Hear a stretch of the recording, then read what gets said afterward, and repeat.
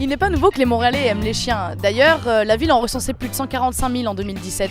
Nous, on a voulu savoir ce que c'était la vie d'un chien à Montréal et on est parti à la rencontre de quelques propriétaires. Les beaux jours arrivent, les terrasses se remplissent, mais est-ce que notre compagnon à quatre pattes représente un obstacle à cette activité estivale? On a appris qu'au Québec, il pouvait être difficile d'emmener son chien un peu partout avec soi, alors on a voulu tenter l'expérience. Au parc à chiens du parc La Fontaine, nous retrouvons Ariane, propriétaire de Coco. Et elle a des choses à nous dire sur le quotidien de nos compagnons à quatre pattes à Montréal.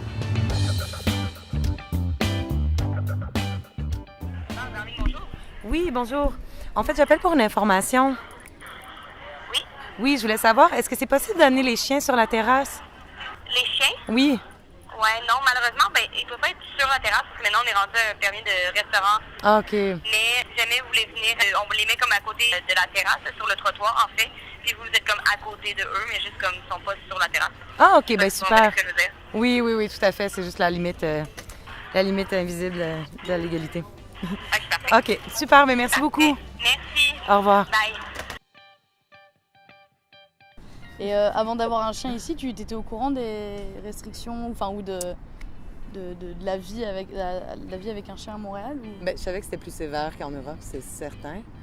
Pas vraiment. Comme j'ai pas de voiture aussi, ça contraignait vraiment le mouvement.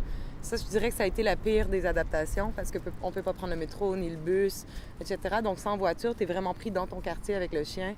Et selon toi, le principe du parc à chiens exclusif, seul endroit pour faire courir ton chien, t'en penses quoi, toi, dans Montréal? Non, c'est pas... le parc à chiens, c'est pas négatif non plus. Je pense que ça fait du bien aussi d'avoir un endroit qui est réservé aux chiens. Il y a des règles non dites du parc à chiens. Il y a des espèces de règles comme ça qui sont non dites. Un système d'éthique, en fait, qu'on se partage puis qu'on comprend assez vite aussi. Disons, une autre règle d'éthique non dite. Quelqu'un qui arriverait avec de la nourriture au parc à chiens, de la nourriture d'humain, ça, c'est un big no-no. Qu'est-ce que tu fais? Là, t'es dans le territoire des chiens, il va pas te faire un pique-nique sur la table. Et de manière générale, tu penses que Montréal avec un chien, c'est facile à vivre? Oui, ça l'est avec un certain temps d'adaptation.